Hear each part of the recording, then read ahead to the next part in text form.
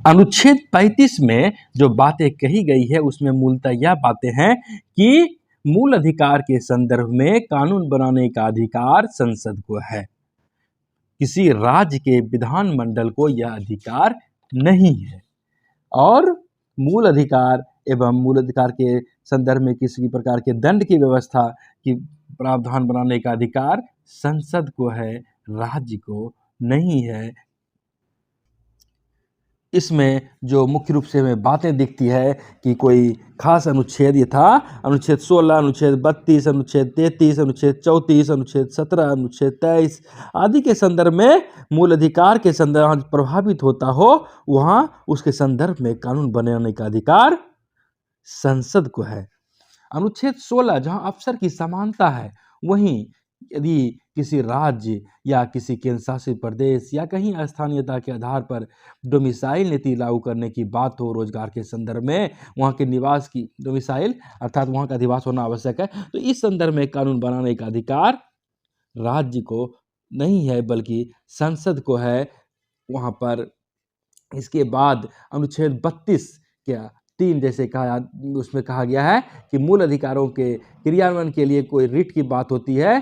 5 प्रकार के रिट की जारी करने का अधिकार उच्चतम न्यायालय और उच्च न्यायालय को तो है ही, और यदि संसद चाहे तो किसी अन्य न्यायालय को भी रिट जारी करने की शक्ति प्रदान कर सकती है।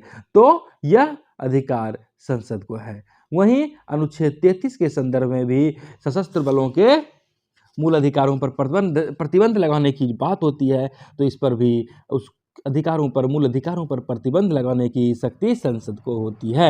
अनुच्छेद 34 में जब मार्शल लॉ लागू होती है तो वहाँ पर व्यक्ति का मौलिक अधिकार प्रतिबंधित कर दिया जाता है, और मार्शल लॉ के दौरान जो कृत्य होते हैं उसकी क्षतिपूर्ति संसद चाहे तो दे सकती है। कहने का मतलब पूरा का पूरा अधिकार संसद को है।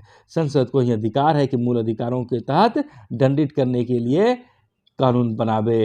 अनुच्छेद 17 में जैसे कि अस्पृश्यता का अंत करने की बात कही गई है।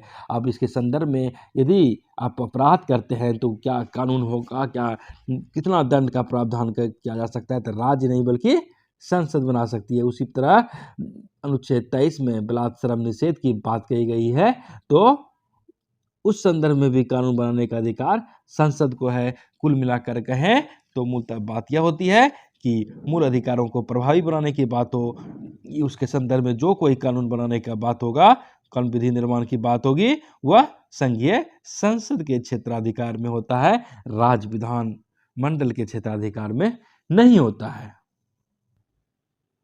आप जानते हैं कि बहुत से कानून ऐसे भी हैं जो भारतीय संविधान लागू होने के पूर्व थी और उसे भी अंगीकार कर लिया गया है, वे विधि में चालू है।